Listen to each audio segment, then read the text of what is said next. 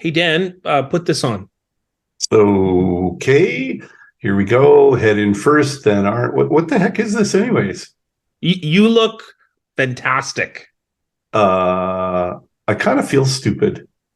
No ways. Okay, now go pack your bags. I'll come get you in just a minute.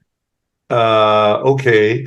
Well, and I'm not sure where we're going, but I mean, seriously, I am not wearing an "I'm with Niigaan" t-shirt. I mean, I already feel like my name is erased in the podcast while you get top billing. Where the heck are we going, anyways? It's summertime. That means powwow season. We just passed Manitoba right here in Winnipeg, and for the next 3 months, it's dozens of powwows all across the prairies and even into the United States. When I was a kid, this meant my whole family piled into a van. We drove from community to community, living in tents, eating bannock hot dogs and date squares. It's going to be great. Oh, and I'm actually really intrigued, but I'm not exactly sure what this has to do with me. You're coming. I've got a whole marketing and social media plan. We'll start out in northern Saskatchewan. We'll work our way south. Okay, every stop, here's the plan. We're going to photograph you at a powwow and then post the photos for our listeners to watch your travels. It'll be like, where's Waldo? But I'm calling it, where's the Lone Ranger? Oh, okay. So let me get this straight. Months away on the road with you in a hot, sweaty van, eating nothing but hot dogs and date squares. This has got to be one of your worst ideas ever. I mean, what am I going to tell my wife and my kids? Okay, tell you what, I'll let you bring your guitar and you can sing whatever songs you want on the road.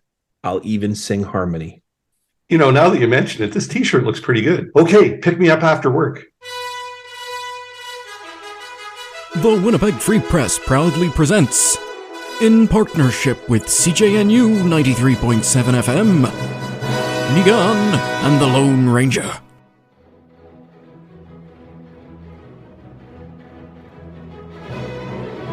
Here are your hosts, Niigaan Sinclair and Dan the Lone Ranger Lett. Welcome, everybody. Binned again, as they say at Manitoba Powwow this past weekend, which has really dominated all of the landscape here in Treaty 1 or Winnipeg. Did you get a chance to go out to the powwow, Dan? Nope. Well, I did. will. I did not. Listen, I will say, and we've talked about this before, I'm actually super keen to get a deeper understanding. It is, as you know, it's hard for journalists to admit that they don't know everything. But I do have a respectful appreciation for ceremony in Indigenous culture. However, I don't know if version is the right word, definitely newbie. I need to know more. Teach me more. Oh, well, this is why you need a t-shirt, just FYI, to be on the safe side. But, this past weekend, Manitoba, one of the biggest powwows in North America, was right here in Winnipeg. The city was inundated. I had family in. It seemed like, not only was the powwow down at the Red River exhibition grounds, but it was also right here at my house.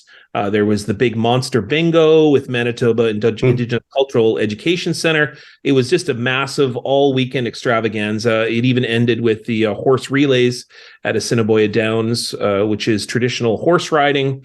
So anyone gets a chance to come to Winnipeg, the time to come is really about mid-May to see one of the greatest powwows around. And we will get you out, and we will take you on the powwow trail this summer.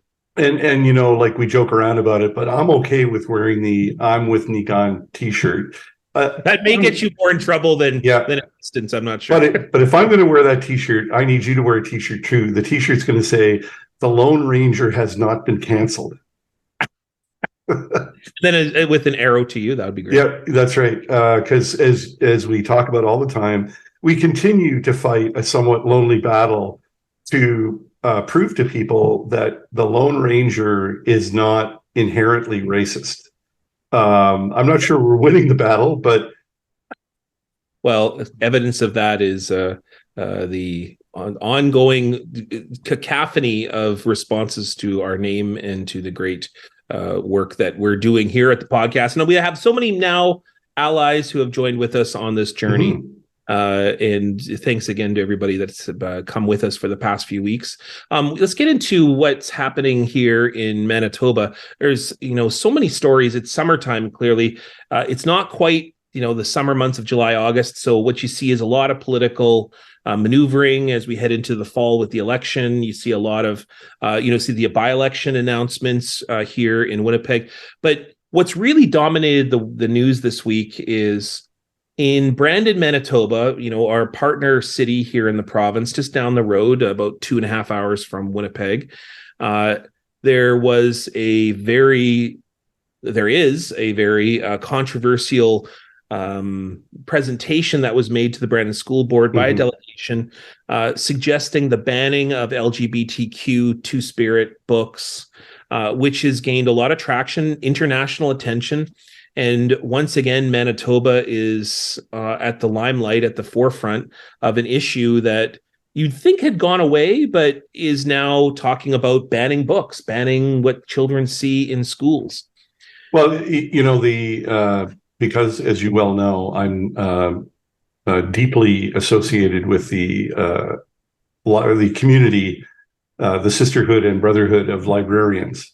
My spouse is a librarian, and to tell you the truth, it's never really been away. There have always been people who wanted to raise concerns about content in public and school libraries. But like so many other people, types of extreme views, these people were not particularly high profile. But it's not unusual for anybody who's a public librarian to have somebody walk into the library and point at and I'm not kidding you with this, but point at a co-ed bathroom and accuse the librarian of participating in a plot to groom children for pedophiles. And I don't think anybody, the comfort for all of us is that nobody thinks that these are widely or broadly held views. However, like so many other extreme views, it's, the volume has gone up tremendously. So that I think 5 years ago, the woman who made a presentation to the Brandon School Board, and in doing so, used all the old tropes, right? That any content that deals with LGBTQ, Two-Spirit plus people or culture, that those people are pedophiles, that they are groomers of children for pedophilia and child pornography. I mean, this is so incredibly vile and ridiculous. But now, you know what? People feel they have agency.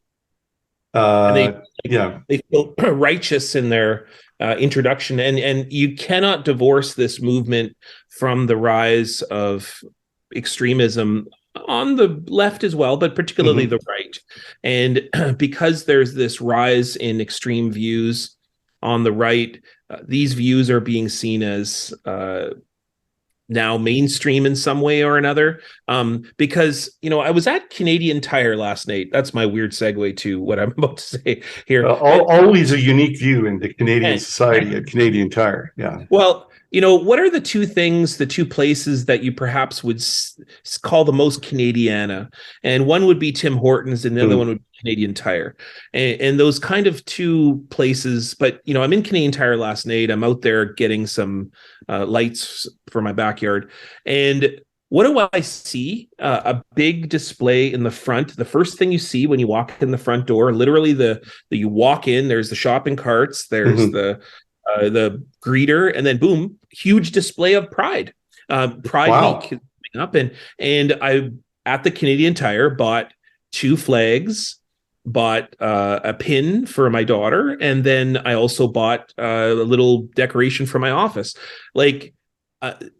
The Pride, people interested in supporting Pride is now, I think, mainstream. So as a result, what you get is a sort of an equal and opposite reaction in certain segments of the Canadian political economy. But particularly those who are feeling most threatened, because they have benefited perhaps most in the past by the ostracization or the marginalization of LGBTQ Two-Spirit peoples. So it's kind of this interesting moment within Canadian society. And I say interesting in the most loosest way, meaning that you're seeing this vitriolic response to what is being a generally accepted view in society, which is LGBTQ people are welcome, they're mainstream, they're now leading political parties and so on.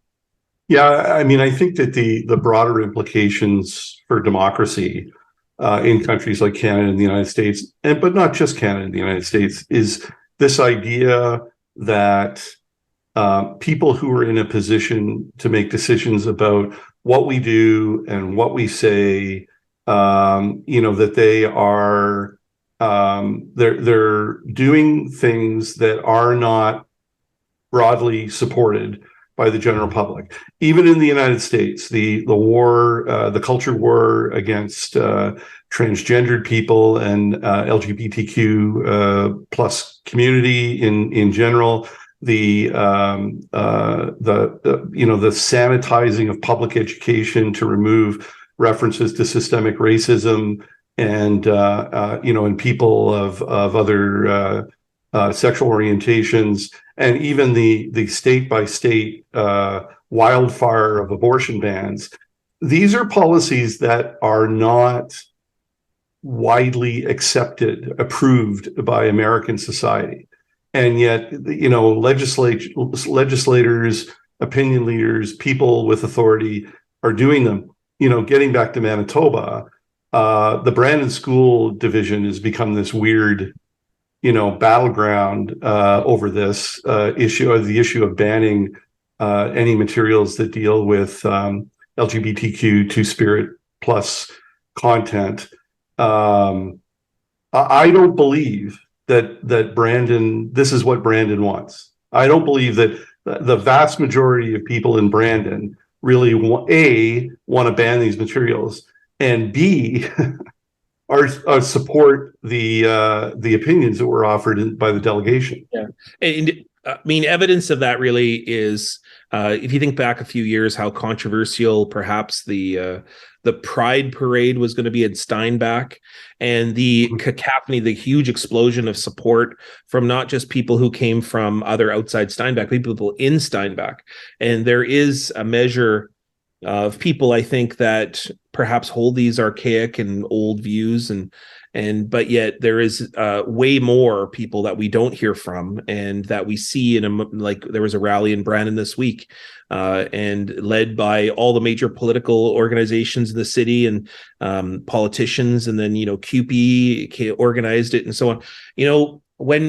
When there is this kind of vitriolic reaction, there's a denial to truth. And I said just a minute ago that I want to edit myself, because I said just a minute ago that LGBTQ people are now leading. I mean, they always have led. They just open about it. And now that there's a kind of openness in society to hear views and to hear particularly ways in which people live and think and act and be that they always have been. Then what you do is you get into what society actually looks like. And so this is a step of truth, if anything, because now we're seeing what the world looks like. My daughter is doing a project right now on studying the French Revolution, and many of the leaders within the French Revolution were LGBTQ people who were at the fringe of society, and then came to the center and led one of the most important social action movements in history. So, I mean, how many times do you have to, you can just list them all off, different activists throughout the period. But I think when you get a reaction like this, a lot of people go, "Oh no, and this is terrible, and this is this is a terrible thing that's happened. This person made a presentation." I always think this is like a good thing. When you see people kicking and screaming the most, that's a sign of change occurring. Those who are in privilege and power positions, realizing that they're losing their power, I always think that means change is happening. Yeah, and I agree, although I'll add one worrisome caveat.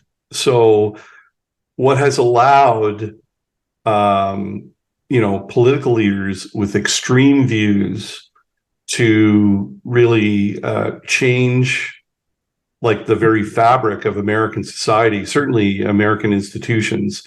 What's allowed them to do that is the scourge of low voter turnout.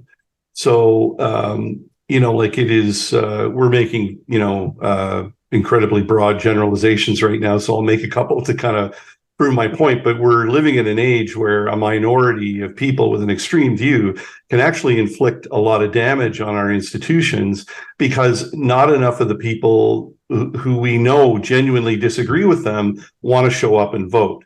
So that's what allows, somebody like Ron DeSantis, the governor of Florida, to maintain such a lock on political power in that state. Does he represent the majority opinion of Floridians? I don't think there's any proof that he does. At the very least, I think the issues that are important to him are split. What allows him to do it is the fact that he knows the core of his political support, electoral support, are going to show up and vote him in every time. Whereas people who disagree with him for a variety of reasons that will be the subject of a future episode of Niigaan and the Lone Ranger, don't. They're not reliable. Younger people who really disagree with what Ron DeSantis is doing do not show up in sufficient numbers to make their feelings known. So, that is transitioning back to Manitoba. It's an argument in Canada, like use it or lose it, right? Vote or suffer the consequences. Yeah. The one thing I'd say that in a small defense of apathy, if you can defend apathy. Wow, this is we're gonna have to continue this offline. I had a super interesting conversation in my travels recently. So I was in Peterborough, Ontario, and we were discussing about what I'll call the high road, and someone had come up to me during one of my talks and said, why is it that you're always seeking the high road, or this, in this person's opinion, sort of a constructive response to racism? And I said, it's exhausting to continually try to engage irrationality with rationality, or I'm living proof, by the way. If you just look at my email account, you'll see that, I constantly exhaust myself trying to preach, sanity to the insane. So I always think, credit to you, I don't respond as much as you do to some of the unreasonability that I get in my inbox. And I'm thinking of, these aren't just fringe people. These are former justice ministers, former, CEOs, and these are people who were in immense power positions, former judges that rain down really unreasonable views to me. But the question is, when do you engage? When do you not engage? And just returning back to this issue, the Manitoba Libraries Association is going to hold a forum or a portion of their annual conference on the issue of book banning. Yeah. What you're doing is you're basically arguing, in this case, with those who want to argue some principles like gravity doesn't exist, and you want to argue with them that gravity does exist. Say, like, what is the basic argument around LGBTQ banning books? All the terrible, nonsensical things that you pointed out, that they're somehow luring or tricking children, that they're pedophiles, that none of that is true. It's basically saying gravity doesn't exist, and you're making up purple people eaters. And what you're trying to argue with someone is that purple people eaters don't exist, or purple people eaters is a facade. You're making it up in your head. So the question is when do you engage with rationality? What's the best way to do so? And the high road is sometimes very difficult. So in the defense of apathy for just a moment, I certainly understand why people don't want to vote, but it's almost like those who want change have to do the double heavy work of continuing to believe in positivity, continuing to believe in change, or else those who do not believe in change, do not believe in positivity or inclusivity, will then just win the day. Yeah, it's I will acknowledge I spend way too much time trying to change unchangeable minds. And that's not even, sometimes it's just about, I don't actually feel like I want to let somebody get away with, saying something that I personally believe is ignorant. or really vile. And there is an element of pointlessness to it. I will say though that every once in a while I do get a breakthrough. Like I do get somebody who says, "Whoa, okay, well, now that I went back and read my original note, I don't actually think that's a good expression of what I think. So here's what I think," and then it becomes a better exchange. But you are a saint to do some of that work. Well, but recently I retweeted a story from the Guardian newspaper about a decision that was made by a professional team in France's top professional soccer division.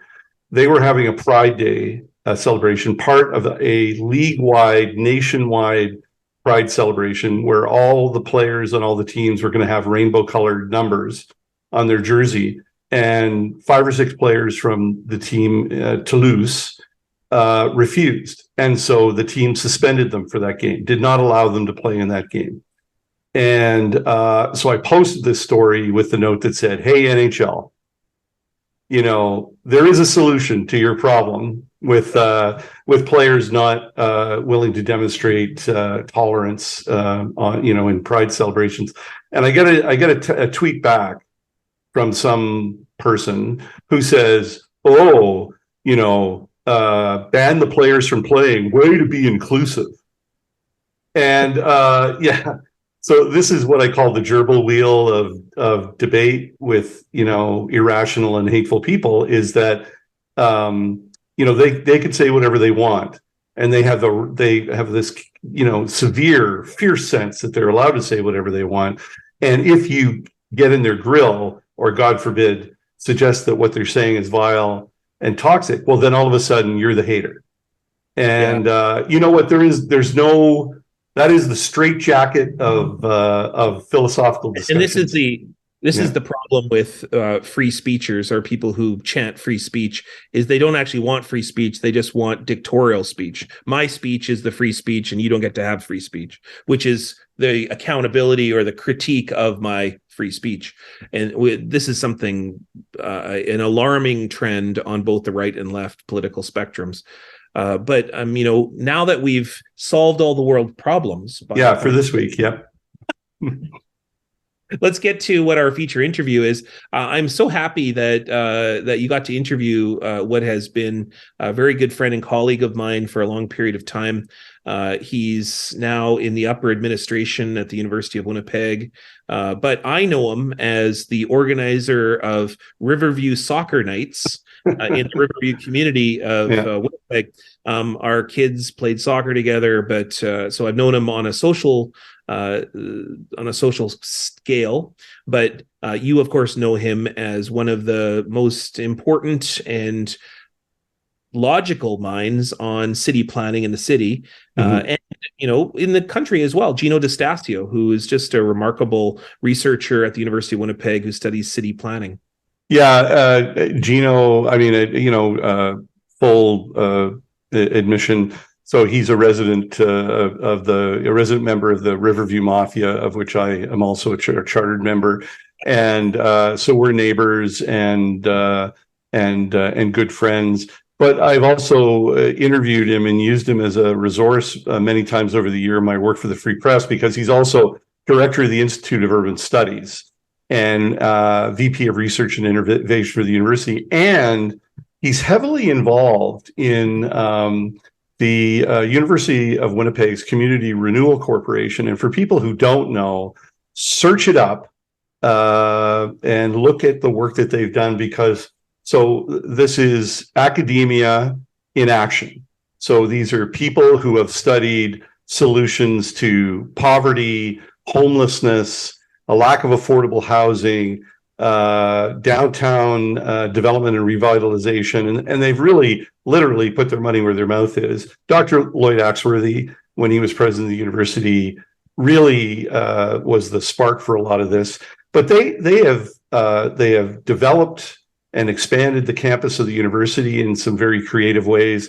They've also built affordable mixed income housing around the downtown core. And they've also led the redevelopment of projects like the Merchant Hotel redevelopment on Selkirk Avenue. So the reason I reached out to Jino was to bring some additional perspective into the discussion about Portage Place and a recent proposal by True North Real Estate, which is the real estate development arm of True North Sports and Entertainment, which owns the Winnipeg Jets and the building that they play in, and has been invested about $1 billion in mostly high-end commercial and residential real estate. So they've made a proposal to do a massive redevelopment, repurposing of Portage Place. And in the wake of this, what became clear is that True North is, seen a little bit as a villain by the people who make valuable contribution to the debate about downtown through social policy and social service agencies, and their concerns about True North and the deal or the way they may be involving public money. There are no invalid concerns that they've expressed, but I kind of felt like I needed a calm voice, a sober voice to kind of talk about what True North is doing, pros and cons, and really though, like what we should expect to come from this. And for anyone who's, we got lots of listeners outside of the Manitoba region who don't know about the kind of ongoing issue with the Portage Place downtown mall. Back in the 80s? In 1987 is when it opened. 1987 is, I remember as a kid coming in from Selkirk, busing into town. And in the downtown core, literally the core of the downtown, is this massive mall, which at the time in the late 80s, early 90s, big deal, was this bustling place. It was this place in which it was the go-to place. I remember that we would come in and we would spend the whole day there. It would be not just a food court, but also a place to hang out, a place for clothing, for commercial development, also movie theaters. There was an IMAX theater on the third floor. Prairie Theater Exchange. Yeah. Prairie Theater Exchange. It was the place to go. It was bigger than any of the malls, which you now take most of the press in the city, like Say Battelle or Polo Park. And Portage Place was the place to go. Now, over the years, what's happened is that Portage Place has been taken over by two major things. One is the kind of lack of commitment to the downtown core, which has led into a number of social issues that have led into, people abandoning the downtown, including businesses, but also I think, the city overall for a number of years. And the return of the urban development, which has been led in many ways by the installation of the downtown arena by True North. Mm-hmm. And so you've got two different kind of interesting competing elements. A downtown core, like most Canadian cities, has been decaying for a very long period of time. You're seeing a rise in crime, a rise in social issues, poverty, and much of that has impacted Portage Place. People don't generally shop there anymore. It's generally kind of seen as a place that's dying. A lot of government offices have filled in where commercial development's left. And then on top of that, you've got just nearby, about a block and a half over, this urban commitment by True North to bring the Winnipeg Jets back, to build a small casino nearby, to commit to the downtown in ways that the city has not. And now you've got this tension. True North has expanded. They even have this massive skyscraper development right by the True North Center. And I think that in many ways people are cautiously optimistic or cautious something or other when it comes to anything True North wants to do. They've also been criticized somewhat rightly in the past over not committing to the issue of poverty enough. That's what's led to what we've talked about in this podcast, the Downtown Safety Patrol and so on. But now $50 million commitment is what they're suggesting, which would be a mix of government money, private money, and so on, to redevelop the Portage Place. We're going to add a zero to the 50, and it's 500 million. Sorry. Yeah. I was just looking at my my notes here. 500 million. And that is to create a downtown community campus is what they're calling it. Basically a place with a health center, housing, groceries, community services. And that's the issue here. So anyone outside the city, that's what's led to this great conversation with Jino Distasio. And two meetings of the Riverview Mafia. That's right. One more member of the Riverview Mafia, and it's literally a hit squad. So as long as we keep it at 2, then everything stays. I don't even know what you're hitting. Yeah, that's right. Yes, so let's get to it right now. And this is our conversation with Dr. Jino Distasio, Director of the Institute of Urban Studies and Vice President of Research at the University of Winnipeg.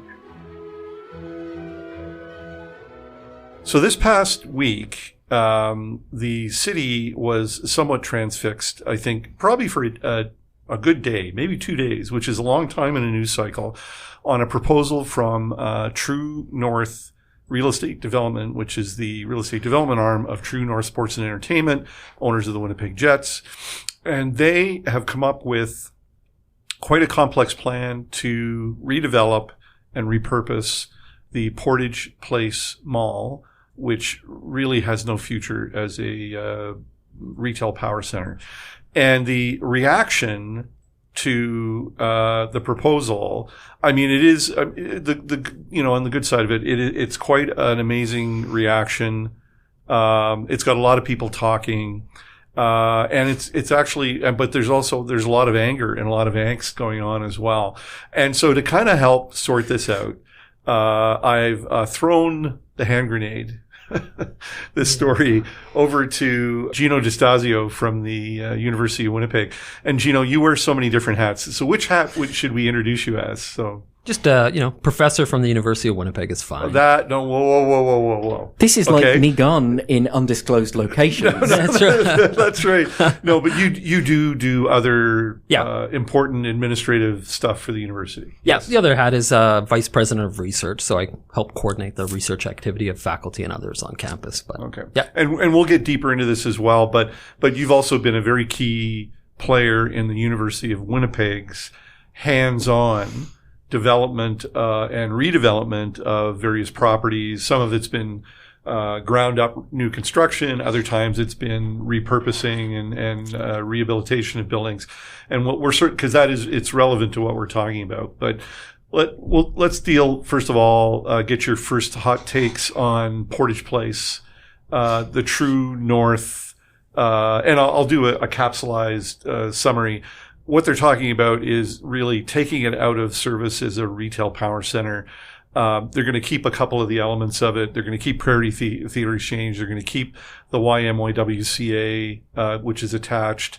They have plans for a $300 million healthcare facility that'll include a brand new footprint for the Pan Am Clinic and Surgical Center, but other important healthcare services. And there will be a residential component at the other end of the what used to be the mall, and they're going to cut it in, not quite in half, they're going to cut a third of it off, but they're going to restore a pedestrian level pathway through the mall by removing the Edmonton atrium. Okay, so that's in a nutshell what they're talking about. Now you can give us the hot take. Yeah, sorry. Well, I think you summed it up pretty good. Yeah. I mean, Portage Place, when it opened, was one of those really unique spaces that right from the beginning, it never quite fit. And so to see it kind of deconstructed right now back to some of the elements that probably would have worked better, which is that transparency that I think has been talked about, cutting Edmonton back through the mall, I think is going to be one of the single most important pieces of this. Is just the connectivity of that space, which is massive, right? We're talking about a massive parcel of land. And I think when Winnipeggers look at how it's being redeveloped, you kind of got to look at the site itself, including the old Free Press building, which also was transformed into, health and other kinds of components, all the way down to the investors building, to the apartment towers that were added. But all those pieces failed to understand that the retail piece just wasn't there anymore. Mm-hmm. And remember, it opened with a Holt Renfrew that didn't last very long. Holt Renfrew, the Gap. I mean, it was all A-list retail and food. Right. And I don't remember what the gestation was or the shelf life of that stuff was, but it certainly within a decade it was all gone. Yeah, and so the reimagining of it as something new and something more attuned to the local character of the neighborhood, which has changed dramatically in its own. And I think what we should all understand as a city is that we're being dramatically redefined by immigration and changes into who is coming downtown now. And if you walk along the promenade behind Portage Place or through Webb Place, you'll see the cultural imprint has changed dramatically, right? And even into Central Park. So to see more health, social services coming into that precinct right now probably is a better fit than some of the retail. So now you said you referred to it as unique in its time, but a bad fit, and which is a story that really in medium-sized cities in this country, and we were talking about some of the things that we've seen in Ottawa or Hamilton. That was a story often told. So, but explain unique for its time, but then bad fit. Well, unique for its time in that, you really saw something quite distinctive in a mall. I mean, the 4 stories that included commercial, retail, even residential in the mall. Some aren't aware that there are actually apartments in Portage Place now. Transforming the 2 seniors blocks in the back, mixed rental, 600 units of housing at the time. It was a mega project, but it was a time when retail and the downtown mall were starting to fall apart. We weren't seeing a lot of success in the downtown. And then we saw the fall of the downtown department stores. And it started with the Eaton's empire falling to now what we're seeing across North America as traditional department stores in the downtown have really been replaced now. So Portage Place and the downtown of Winnipeg, we held on to retail as being the anchor for how you could successfully revitalize a downtown. We didn't learn that was changing, and we needed to rethink it to a better scale. Yeah. In places like your old hometown of Toronto, where they kept that street size, that street scale retail that still thrives. Yeah, no, for sure. Now, I think as well, like, I think a lot of people will categorize or characterize Portage Place as a failure. And you and I were talking about this in preparation. Like, when I was hired way back when, okay, so it was 1986. I have to tell I rarely like to disclose that, but the day I was hired, I went out to a phone booth that also dates me on Portage Avenue, called my mom and said, "Hey, don't worry, I'm not coming home to live in your basement. I've got another job." And Portage Place was about half built. And so I really started at the Free Press building on Carleton and Portage and watched it go up. I didn't really get a sense of what was there before. But I've always thought, I've certainly seen photos and I've talked to people about what was there before. I've always thought it's fair, but you're going to tell me because you're the expert. Do we have to consider what was there before the mall, before we declare Portage Place to have been a colossal failure? Well, and it's interesting because the north side of Portage, or North Portage development, as it's been called and referred to, was seen as the challenging side to Portage. South side was doing a little bit better, and it was anchored by the 2 department stores at the time. The north side, which was kind of an eclectic mix of, pool halls and restaurants and all kinds of things. A lot of vacancy. Been horrible decisions to demolish heritage buildings. Yes. And, and again, if I could go back in the time machine, we probably would have preserved that facade and that scale of downtown walk-up stores that I think right now is probably the future. We're seeing that move to more smaller scale kinds of entrepreneurial investments in small shops, not the large scale, because we've lost that to the suburban areas. We don't need to recreate that in the downtown. Yep. So I still think, interestingly, from what I've seen in this proposal, is it actually maybe opens up some really unique opportunities throughout the downtown to pick up what might be displaced, because there are still some activities in Portage Place that are working, not many, but a few. But it might say to the south side of Portage, along Graham and some of the other streets, smaller retail, commercial operations might actually be even more viable now. So it's one of the things that I'm looking at, because I think what was unveiled a week ago or so at a big event in the mall in the Edmonton atrium. And as an aside, we both share a somewhat emotional connection with the Edmonton Street atrium in the mall, because as I found out, it was both of us when our kids were that age, took our kids to get their pictures with Santa in Portage Place. And why, Jino, why did we go to Portage Place? Oh, I love this story. Yeah. Because the line was so short. Yeah, there was no line. Oh, yeah. Yeah. And perhaps, like, I'm just a journalist, but you're like an urban planning, you're one of the country's leading urban planning instincts. Shouldn't you have been warned at that time that there was something wrong? Well, and you know what? We were talking about it. We're talking about that transformation, that something needed to happen to either reimagine retail in the downtown and to rethink the mall. But Portage Place is one of those last malls built in a downtown in Canada that is still holding on by its fingertips. Mm-hmm. We've seen, and we will continue to see kind of the demise of the downtown mall follow the pathway of the downtown department store. We just got to rethink what retail is going to look like in the downtown. And, I hope kids can still come downtown and get a picture with Santa. Might be at a little bit of a different scale. Yeah. But, maybe it's something to think about. So the thing that I'm always looking at, and I actually think there's a thread we can connect to the University of Winnipeg itself, because you and I have discussed the impact that the university and its internal services, and I mean, there's not a lot of retail, but there certainly is a lot of food services, and the impact that has on the neighborhood around the university. So one of the things I'm looking for when the final True North proposal comes, because I don't honestly believe we're seeing the final proposal. It's going to change a lot.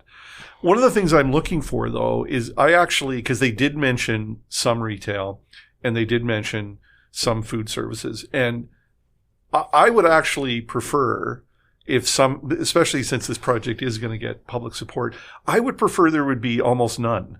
I would prefer that they create a critical mass of people, like they create the reason for the people to be there, hopefully beyond 3:00 in the afternoon, and then allow street level retail, street level food services, allow the neighborhood to grow so that the Portage Place becomes the fertilizer that causes other things to grow around it. Is that too simplistic, or can both things coexist? I think they can both coexist. And, I remind people that, there's more than 20,000 learners in the downtown that include the University of Winnipeg and the other education centers.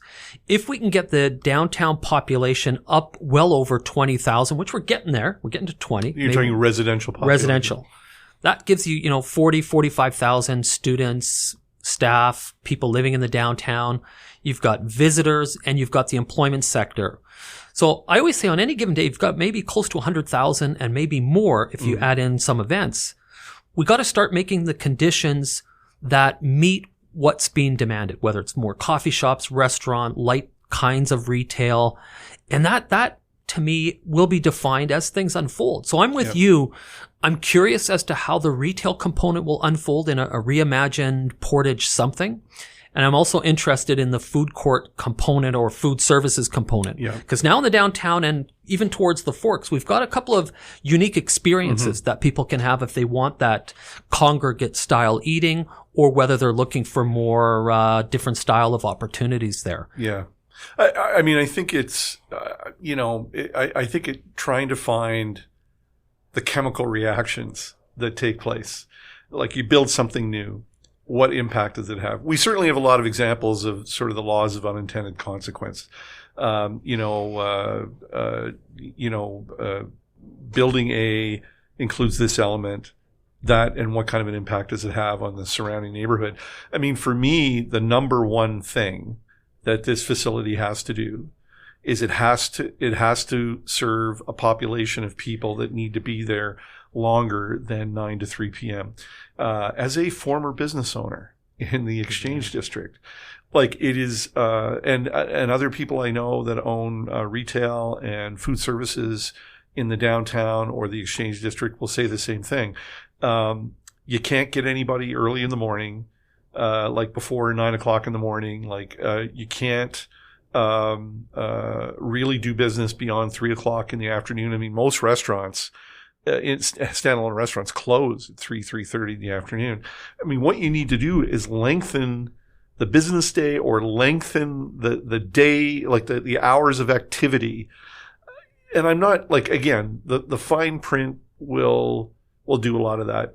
Will there be space for public meetings and programming that will draw people there later into the evening? Will the health component do that? Well, and that's the key part that you're talking about, extending the day and the hours and the days of the week, right? And we've talked about this before, about the 24-hour city. I'm more intrigued by the creation of a real strong neighborhood component, and we're starting to see it in the Exchange District. Yeah. And I think that will naturally start to spill out as we start to reimagine what a downtown can look like in the next 10, 15 years. I'll say very quickly that between 2005 and just before the pandemic, around 2020, for 15 years, Winnipeg's downtown experienced a level of growth and transformation and change that we hadn't seen in more than a century. We were firing on all cylinders. We had a lot of entrepreneurial things going on. We were building condos and rental units, even doing some conversions. Yep. All that came undone by the pandemic in 3 years. And that always strikes me as to the complexity of the downtown market, which is unlike any other that you see in a city. Yeah. It's very dependent on a whole bunch of external factors, both internal to the city and external. We all want visitors. We are adding more experiences in the downtown that should help stabilize things. And I'm bullish on the downtown, and I've always been, but the elephant in the room remains shifting the perception of downtown as that place that you're seeing. Yeah. To be there longer, to be free to come at any time and feel safe and welcomed and have something to do. Yeah. Now, you mentioned the idea of bisecting the existing footprint and restoring Edmonton as a pedestrian throughway, not a vehicle throughway, and it reminds me too that there were, in the original North Portage development, there was collateral development. I mean, the whole west side of Central Park there were a whole bunch of new residential apartments built in there. I lived in one of the buildings for a while, and I loved it.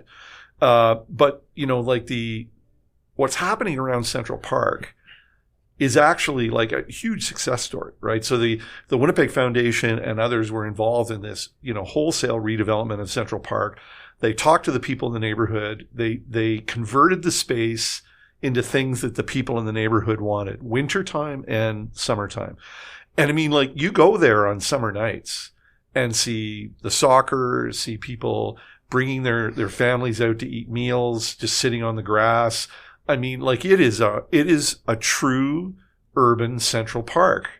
But all of that, right, is cut off right now because of the mall.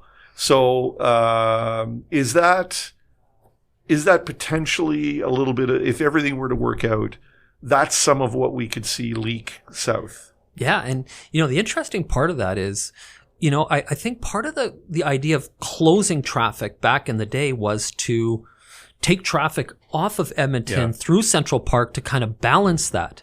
So sometimes if we tinker too much, it could go one way or the other. You could think about this too in other cities that have kind of a real Central Park and that hub and the activity and all the amenities. Then you utter the G word, gentrification. Yeah. Right? And we haven't quite uttered it in the downtown and in the Central Park area, but it does have probably some of the best conditions to support a massive transformation. I think we're a long ways from that, but if Winnipeg and Manitoba are to experience the influx through immigration over the next 5 to 10 years, there's going to be tremendous pressure on the housing market, the central housing market, the downtown market, that we might just start seeing a lot more activity, depending. Yeah. So, I mean, this is another thing that we talked about before we started recording. But, so there are concerns about gentrification, and they're valid concerns.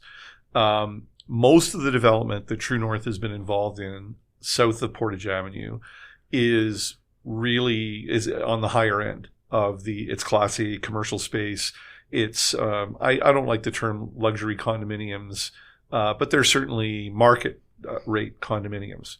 And they did acquire, or they were able to access tax increment financing. They got an exemption for creating, a certain amount of subsidized or lower income housing options. So, I mean, that is a source of major concern by groups in the community, and I think valid concern. I think this project is literally is an opportunity for True North to put a little bit of the money it's earned in where its mouth is.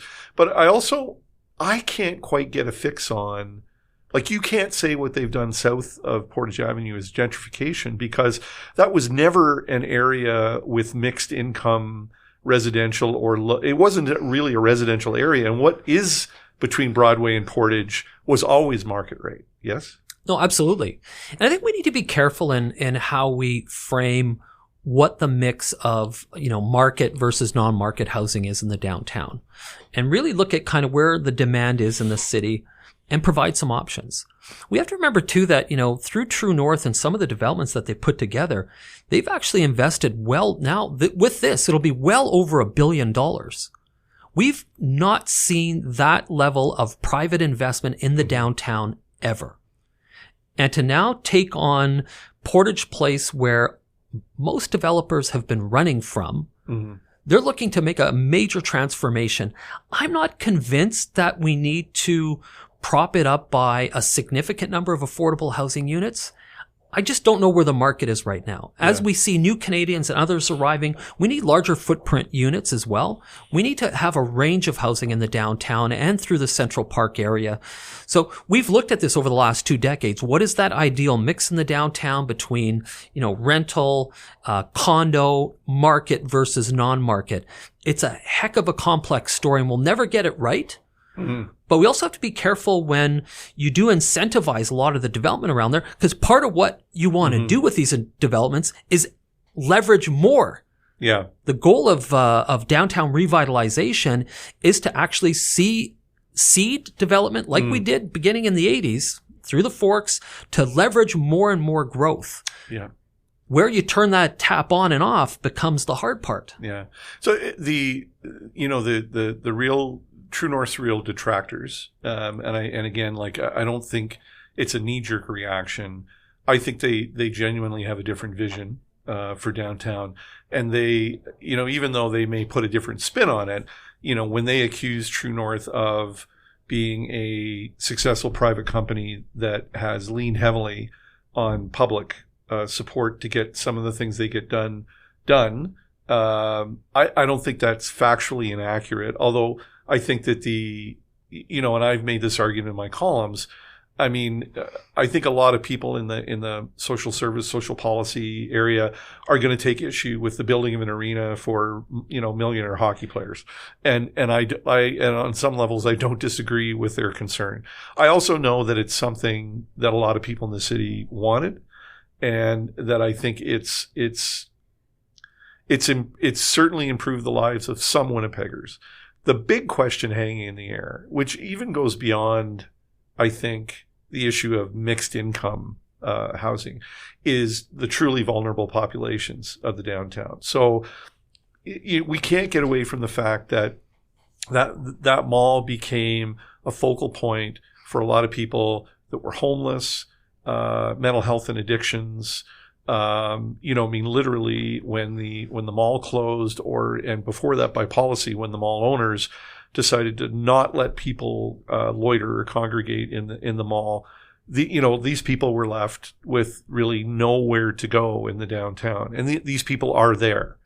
So, what's True North's obligation with this? Because they are going to get public money. No, absolutely. Yeah. I always say this in the most sincerest way. Downtowns don't cause poverty. Downtowns don't cause homelessness. So we shouldn't look at the downtown to solve those major social issues that confront us as a city and as a country. But I think we can also say that, sure, if public funds are going to flow into a reimagined Portage Place, is there a social lens that we can apply that can provide some support and some resource? I think that that's a great way to proceed. What that balance is will have to be carefully considered. What is that site trying to achieve in its next form? Is it a mix of retail, some social services? great. But I don't think we should be looking to True North to be the shining star of solving problems that we've never solved in this city for 125 years. Okay. So at the university, I would say you guys certainly have put your money where your mouth is. So you're going to correct me or provide a more accurate update. But the university has been, and not just right around the campus, but throughout the downtown and in the broader core of the city, you guys have been hands-on in developing, saving, repurposing properties, and most recently very active on the mixed income and subsidized housing. So why don't you, first of all, just explain some of the projects the university has been involved in? Then we'll talk about what it means for the future. Yeah, no, I mean, over the last 15 years, the University of Winnipeg, first started by, Lloyd Axworthy, when he came president, started the Community Renewal Corporation that we call the CRC, that helped transform things like the old roller rink into not only a state-of-the-art science building, but also the accompanying McPheeters Hall. That is, was one of the first, mixed-use projects where we put students and low-income housing and 2 or 3 bedroom units, which is what people were demanding. Family space, right? Yeah. Take a look nearby where the old former United Army surplus store was. Transform that into a school of economics with not only a student housing tower, but a truly mixed use project that had student, market, and non-market units. Mm-hmm. And we've just continued up that street. Right. And also repurposing. So we all have an obligation to do what's right, but you really got to dig into how you want to do that kind of work. Yeah. And I see what True North is doing. Like, they've got a massive investment, well over $1 billion. They've got to protect that. But they also have an obligation, and I think they recognize that, to give back to a community that's given True North a lot of the success that they have right now. But again, I think people need to just temper what can come out of a redevelopment project like this. It is not going to solve all the challenges that we continue to feel in the downtown, that we feel in the inner city and the surrounding neighborhoods. There are much bigger things that we need to do. So, so you guys through the CDC have been able to raise money, privately and publicly, access government programs. Do you, really, my opinion now. So I think that especially on the west side of Memorial, down towards the Ledge, the work that you guys have done in those buildings, to me, really is the future of the affordable housing solution, which is building by building, development by development, 100 units here, 150 units there, right mix, supported by the right infrastructure around it. But one of the complaints, and again, I don't actually disagree with this. The perception is that True North just they roll out the red carpet. Like they move in rarefied air with political leaders and business leaders. And so when it comes time to get a TIF for a luxury hotel and condos, boom, it's done.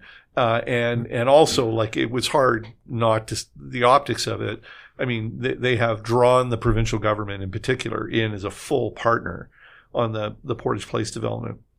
From your experience in the buildings that you're doing, do you think that we also need a provincial government partner that's a little bit more aggressive at doing the projects like the University of Winnipeg has been doing, to go out and actively look for those partners to build that 100 units here, 150 units there, around what True North is doing, and then we get closer to the kind of downtown we want? I think it's reciprocal, right? Organizations, social housing organizations and nonprofits have to also be the leaders, right? So working with the 3 levels of government, because a lot of the funding for affordable housing right now is still flowing federally from the National Housing Strategy and the $40+ billion that Manitoba is leaving a lot of money on the table. Yeah. So in my view, if True North is able to tap into that federal money and we can integrate a few extra public housing nonprofit housing units into into the new design, I'm all for it. Yeah. Again, we've got to realize two things. One is, as a city, we need to do better in addressing poverty, a shortfall in providing affordable housing options that include lower market rents, nonprofit, subsidized housing. Like it is so complicated to figure out how do we move ourselves forward. Yeah. And remember, in the shadow of Portage Place, we still have the vacant housing project that we tried a few years ago that is sitting there, fenced off. Sorry, which one are you talking about now? Just for listeners, you're talking about the on Isabel. Yes. Yes. And the name's going to escape me because I'm staring at you and it's not coming. No, but that's okay. Yeah, but it was a multi-unit, right? Family-sized apartments, and it was a government, right? And it was a colossal disaster. So we just need to find that way in which we can, as a city and as a province, really leverage all the available supports out there to build more affordable housing. If that's the piece we're going to focus on here. Yeah. The other side of it that I see is a huge need is rapid supports for addiction, mental health supports, and also, the proposal of moving some surgical, supports in there through Pan Am. To me, it's not necessarily novel. Downtowns have traditionally provided a lot of, primary medical supports. I think using that as an anchor is a good idea. But remember, we already tried that in the original Portage Place by having some provincial health in your old building there at the Free Press. So it's there now. Yeah, mostly departmental offices, though, as opposed to like actual clinical services. Yeah. I mean the healthcare component. Like I want to know more before I can determine what the value of it is. Certainly, I know the Pan Am Clinic, Poseidon and Taylor, they've completely outgrown their existing building again. Absolutely. I also have no problem in identifying Pan Am as a disruptive force within the healthcare system. They provide government with a lot of creativity and innovation on bringing down the cost of procedures, introducing new technologies. So they need more space to do what they're going to do. And so I don't think it's incompatible at all to look at bringing that downtown.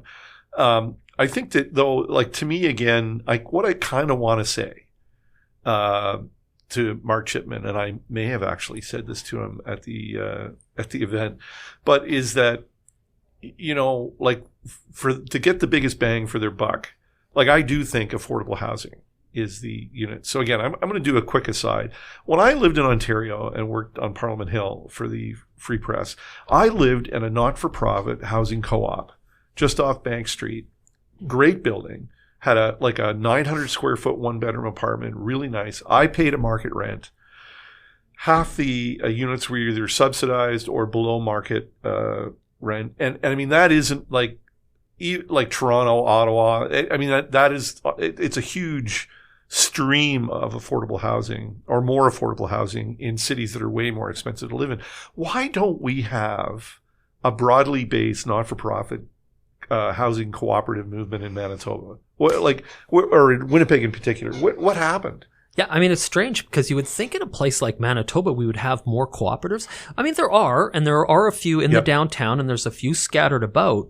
But, this is where, again, maybe one of the pieces that True North might look at, and I think they will, is who can they partner with on the affordable housing site of the proposal. Or in the immediate area, like Absolutely. The surrounding area. Yeah, there's a tremendous number of capacity among a lot of the nonprofits to take on a bit more. And I think we can do more and look at different ways in which we can deal with the fact that in Canada, average rents are approaching $2,000 a month. It is becoming astronomical to afford rental. And when we look at Winnipeg, like $1,500, $1,600 now is not a rent that low-income families can really deal with. Yeah. And if you add in the costs of rising energy prices, a hot summer or a cold winter, we're really going down that path where the affordability meter is getting pushed more towards that low-income, hard-working Canadian household that can't afford to live in a place that they could 20 years ago. So is it, because again, like I don't really see the point of trying to inject too much affordable housing into the Portage Place development. I think, again, I would rather that it served as a catalyst to lengthen the active hours in that area of downtown, in a way that's not tied to a concert or a festival or a hockey game. But I see empty lots, parking lots in particular, where I wish that there were some of the, like that, the building you guys were involved in on Broadway and then north. I mean, I want to see more buildings like that, and I want to see them around Central Park, east towards the Exchange, certainly west towards Memorial Isabel, and beyond. And so, like, I think as far as anybody gives a crap about what, I have to say in my columns, but I'm certainly, want to put the pressure on the current government and who knows, possibly a future different government to come up with a way, like, if they're going to do this, right? Isn't there kind of a seize the moment kind of, like now is the time to unleash the not-for-profit housing movement, immigration and new Canadian agencies that need transitional housing, like to do all this. It's not going to solve directly the problems of homelessness. But I don't know. I am skeptical that Portage Place should serve as just an oasis of security for the most vulnerable people. I think they need something a lot more focused than just a heated atrium. Right. As you were speaking, one of the most consistent threads that has kept Portage Place active over the years is its role as a community gathering space, whether it was for Indigenous, new Canadians. When you walk in that mall, that has always been the commonality that I've noticed as a gathering place. And whether it's through the food court, just people coming and going, but it's always been that central spot. And maybe it took over a little bit when the old bus depot closed. Yeah. So we had these strange anchors in the downtown, but there's something about that location that has drawn people who feel safer there than elsewhere. So part of that is just trying to figure out how we make downtown Winnipeg that great place, like your old hometown there of Toronto.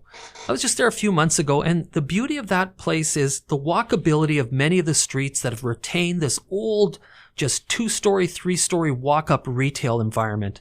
And I'm going to come on air. I'm saying it to you. Mm-hmm. I love Toronto. I love its walkability, and I know it's a big city, but when you're downtown as a visitor, it's a great experience. Yeah. I honestly, because we were just there recently too, and for me and my family, especially my kids, like the new focus of their interest is Liberty Village. So this is, west of downtown proper, close to the lake, but not lakefront. And, it's still kind of an emerging area. What's interesting though, and this is where I think effective, urban planning is, you got to be lucky to be good, right? So, if you go way back into the 70s and 80s when they were doing Queen's Quay, which was a huge and seismic development for Toronto, but you could still see big power center kind of, developments. And then, but, really, you start to look at Queen Street West, Liberty Village, it unfolded really, like big time unfolded after 2000, when we knew that nobody was building malls downtown. Right. And it wasn't the big, anchor. There was no anchor tenants that what we need is 12 great smaller restaurants, and we need streets packed with, retail. Now, it is true that is also, though, that kind of development is a gateway drug to gentrification. Right. You and I, very briefly, talked about Regent Park, the Regent Park development in Toronto, which, for listeners, if you don't know about it, put Regent Park in your Google machine and read about it. It's fascinating. Again, capsulized, an attempt by the city of Winnipeg to kind of deconstruct a classic government housing project where there were a lot of social programs, and convert it into mixed use, mixed income, using public money, but also relying heavily on private developers to come in and build new units. So you literally have, luxury or high-end condominiums, and you have not-for-profit housing located in the same area with much better amenities. It's not the solution. It's not, in and of itself, it's not finished, and it's not a complete idea. But is that constantly mixing incomes, cultures, languages, socioeconomic conditions, is that really, in general, is that the formula that we want? Well, I think when you look at great cities across the world and great streets and great communities, it is about that interplay between wealth and poverty, between different uses of transportation, the mix and match of cities, and just the feeling of it. I think the challenge is always when you think too hard about it and try to come up with a formula, 20, 30, it's not going to work. But it's not to say that in our downtown, we don't need to consider that kind of approach, because I think it's great. And that's, again, what we've been trying to do even around the university is the buildings that we'll build will have a combination of rental, market, non-market as best we can. And we'll kind of tinker with that. Yeah. And I think that and I should say, because we've looked at some of the units, the market units they're not dissimilar from the units that True North has built. They're in that $2,000 a month range, and they're big and modern with all, so it's like that part of it. I mean, that kind of unit pays a lot of bills for these things, doesn't it? Yeah, absolutely. And again, we always have to remember too that as we build housing and we change and transform the downtown like we have been since its inception. Right now, I think the goal by the reimagine downtown plan is to get towards 500 new units a year until we hit some kind of threshold. Right. And let's see what happens. And again, as we start adding more, we'll always be adjusting to the market, whether we like it or not. The market's going to dictate the rents and the prices. And when vacancy rates remain where they are, the market will command higher rents. I'm starting to get a little bit nervous in terms of how we're seeing rents really outpacing, again, incomes. And it's that polarization between those that can afford the plus 2,000 rents and those that are barely scraping by with whatever rent they found themselves in, and the quality of that rent. Yeah, quality of the facility. The other piece, and I think, maybe in the media, I sort of agree. I think we conflate affordable housing and homelessness because they're distinct challenges. What are reasonable expectations around the Portage Place development and the ripples of that and what it might accomplish for the homeless population? What should we be making sure that, again, if not directly from the Portage Place redevelopment, but as a result of it, what should we be looking at? I actually hate the idea that we're talking about actually planning for persons experiencing homelessness as a strategy, as opposed to really thinking about how we keep end. Them. Yeah. Right. But no, I agree. But I think in the end, if we're willing to explore the inclusion of social supports, be open and inclusive, that I don't think we need to think too much about it in the context of downtown planning. I think where cities fail is when they start to, criminalize being homelessness through bylaws and exclusion. You can't sit here. You can't be here. So I think there's a fine line.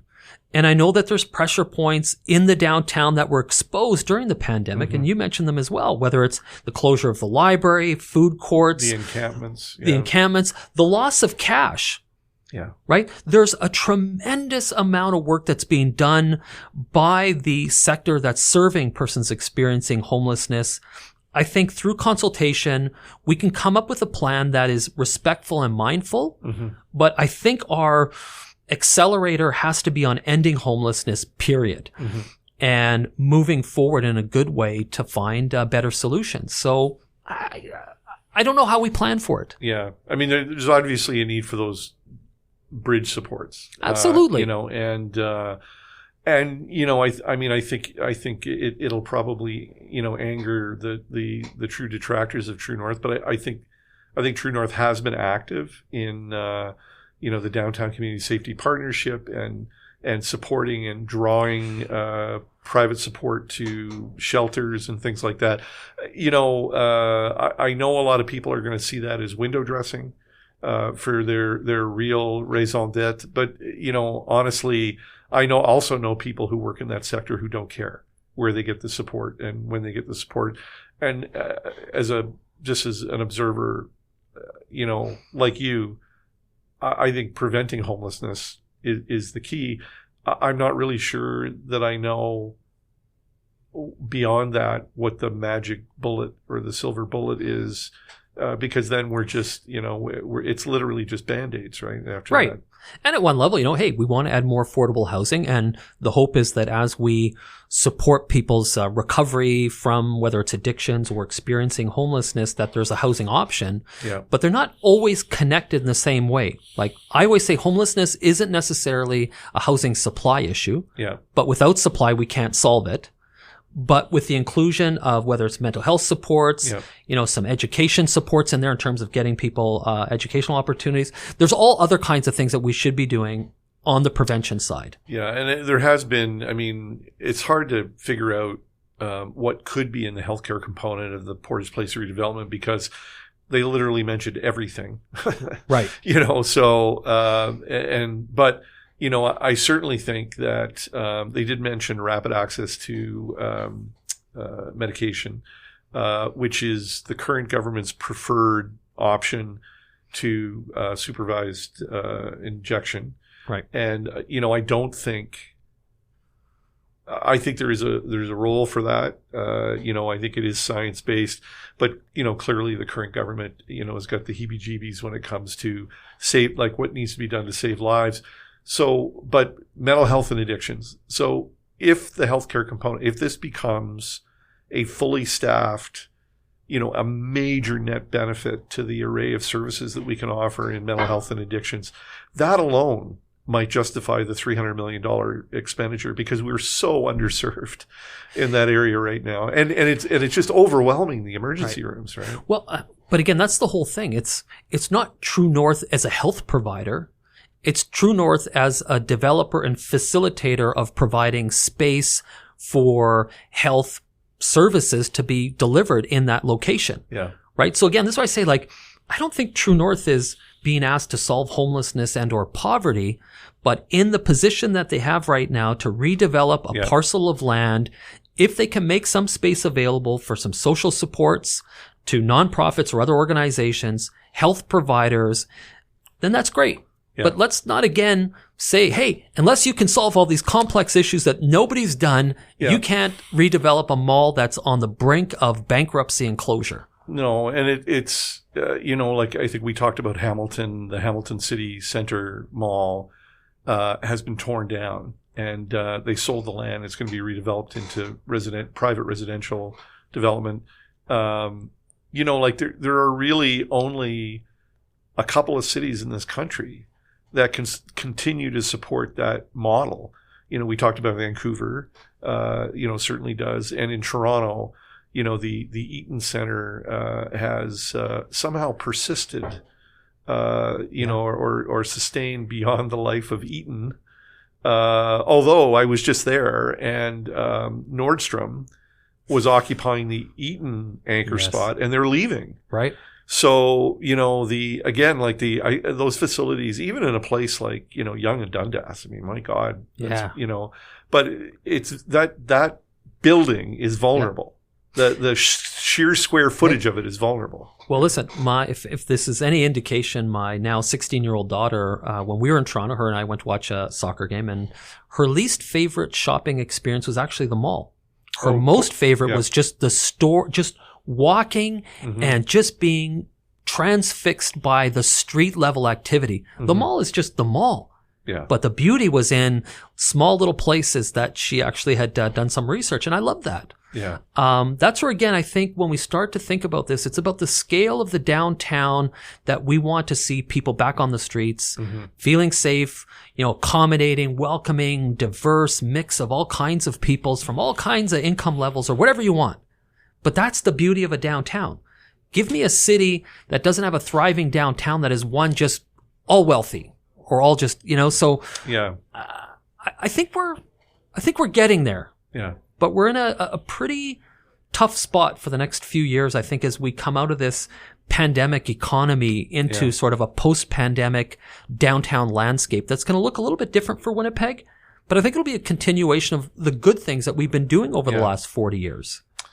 Well, the debate will continue. As a matter of fact, I think I'm sort of encouraged to maybe try and put True North face to face with some of their detractors who are actually like super smart and super respectful people. But I mean, I think that I think at some point they do need to find common ground on this thing, because we need everybody sort of pulling in the same direction. Yeah, I think you're right. And I think with that kind of approach, that I think Winnipeg's been known to be collaborative and to really talk and work together. And again, if there is some government money, maybe there's a little extra play there to see where that money goes. But as a good Winnipegger, I'm also saying, hey, let's take that share that we can of the federal money. If they're supporting more housing and affordable through a range of affordable housing, let's go for it. And let's see what we can do that really makes Winnipeg's downtown the place it should be. The place it should be. I'm going to make a T-shirt. We're going to sell T-shirts. Winnipeg. All right. The place it should be. Yeah, I like it. It's just obscure enough that the young people will think it's ironic. Jino Distasio, University of Winnipeg, and my Riverview neighbor, thank you for doing this. It is a prickly subject, but it's hard not to be super excited. Absolutely. That was a thoroughly enjoyable conversation with Jino. About Portage Place, about the future of downtown. A couple of observations about stuff that he said. I think that, I think it's important, and I'll be writing about this soon, to understand that although the impact of what True North is proposing, its downtown campus, which again, I think is going to be much different when they unveil a more refined vision than the one that we saw. I think there will need to be some give and take on the elements of it, but we should look at it less as the savior and more as the next big step in the development of downtown, because really more and more what I think is that government should seize the opportunity, and Jino talked about this, like look at the work they're going to be doing on Portage Place, look at what it become, and start developing out from there, right? Start, provide money to establish true not-for-profit member-owned housing cooperatives. Create more of the mixed income affordable housing that the University of Winnipeg has been doing. Like make a commitment to add 1,000 units of affordable housing within a 2-3 kilometer circumference of what True North is doing with Portage Place, and then we can really see how this project could be a catalyst. People oftentimes want to sort of paint big conglomerates, big corporations, multi-million-dollar businesses as the bad guy, and oftentimes totally justified. If you think back to just a year and a half ago, or maybe 2 years ago, the pandemic messes up my time, but I wrote a column about the Toronto developer that was seeking to take over Portage Place and basically turn it into a money-making venture involving housing, and it has a track record of exploitation and real problems when it comes to tenants. So everybody didn't like that deal, and they didn't, including myself, and didn't particularly like it because when you see these people externally to the city that bring in corporate mindset, profit before people, that kind of thing, and to be fair, I mean, we didn't actually see a fleshed out plan from that Toronto developer, but here we have a corporation that, yes, multi-million, that owns the Jets, has created a massive amount of income for the downtown and have profited mightily as a result. But they have a learning process too. If we think back to the criticism that they've received when the True North Square, if you go downtown, you'll see this massive brand new skyscraper development with markets and mixed commercial use and so on. They were roundly criticized as not committing to affordable development units. That wasn't in their original plan. They modified that as they went and committed to more work in the community, not less. And that turned into the Downtown Safety Patrol, a kind of social justice bend, which resulted in shelters in the downtown area, as well as ongoing development that they've done. I've written about this, their commitment to the Indigenous community through the Jets, through other venues that they work, mental health particularly. So they're in a learning journey too. And I think that this is a step in a direction of their learning, that they're perhaps interested in, maybe don't have all the answers. And that's where I think people like Jino come in, but also working with the Indigenous community, trying to make sure that what will be a massive investment in the downtown area in the next few years, mostly Indigenous led, will have a competent partner in True North. And that's not going to come with them alone. It's going to come with them working with people. And the Portage Place development, I think, provides an opportunity. Yeah, I think viable concern. The Southern Chiefs organization they were present at the True North unveiling. By True North's own admission, there hasn't been a lot of formal, collaboration and planning to make sure that all the things that the Southern Chiefs organization wants to do with the Bay building are complementary, and that nothing that happens with the True North development undermines what's happening with the Bay.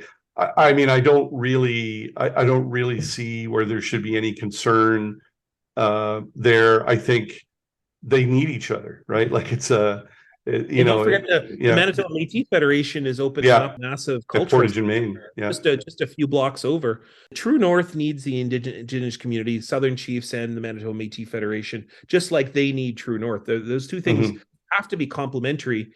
And never mind the fact that True North, upon will then have a massive footprint. They already have a massive footprint, but a massive footprint in the downtown area. And that will necessarily involve Indigenous peoples, because it was Indigenous peoples that inhabit most of that neighborhood. Yeah. Again, like I'm still in the early stages of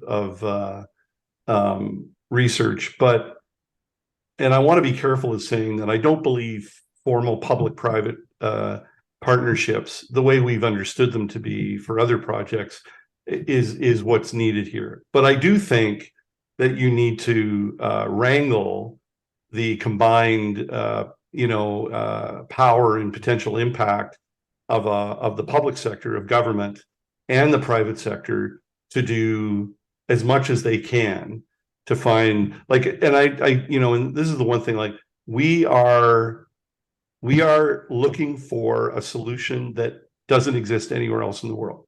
That's the one thing I know now, is that when I read about all of the downtown rehabilitation projects, all the efforts that have been made to walk back the big downtown, retail power center model that's no longer valid, and the solutions forward, and how can you serve vulnerable populations? How can you provide more affordable housing? How can you make a downtown, give it a 24-hour-a-day population and activity? So what we're undertaking is something that's never been done 100% successful in any other country in the world. So, this is our chance. I think that's the postscript I want to put on this. This is our chance to find a Winnipeg solution, but in a way that borrows from the best of what we know, but puts it together in a whole new way. It reminds me a lot of the conversation we had just a few weeks back on Portage in Maine, and the need for an egregious solution to an egregious problem, or an egregious issue that has emerged. And so I think certainly history has come upon us, and Portage Place, I think, is the inheritor of a lot of Canadian history, a lot of good, bad, great, ugly of that history, and it will need visionary creativity and need something outside the box, as you pointed out. But that brings us to an end of this week, and just want to say a big miigwech to yet again to you for handling this interview with Jino, and I'm back in town so we can continue the trail, as it were. And so I can see on the clock that it's time for Lone Ranger metaphor abuse. Yes, okay, it's a regular feature here on the podcast. So let's go and abuse, like horses, trails, 6-shooter, blah blah. Our trail was short because I take another trip pretty soon. But more importantly, big thanks to everybody at the Winnipeg Free Press for supporting the podcast. Paul Simin and Wendy Sawatsky for continuing to support us and upload us on time as usual. Thanks to Adam, our producer at CJNU. Please, everybody, support local radio, local media. I can't tell you how important it is. Adam makes us sound so great. So big much. And once again, thanks to everybody who listens, and for everybody who that we don't actually have T-shirts. We should get T-shirts. Oh no, I'm on this, man. I am totally. Yeah, we're gonna have swag very soon. Like an online store? Is that what that's you're right? And I believe an online store would be more than appropriate at this point. I mean, if nothing else, I want a T-shirt that commemorates that dumbass look on my face in the podcast art, the photo that we've taken. And once we get the T-shirts, what I'll say is that the first person who can accurately provide the reference point for the photo that we use on the podcast, the picture of Niigaan and myself, who can tell us, because we did mention it on the podcast. So if you can provide the origin story for that photograph, I will send you a free T-shirt. Oh, okay. Let me check the budget. Oh yeah, we don't have. Thanks, everybody. Okay, bye everybody.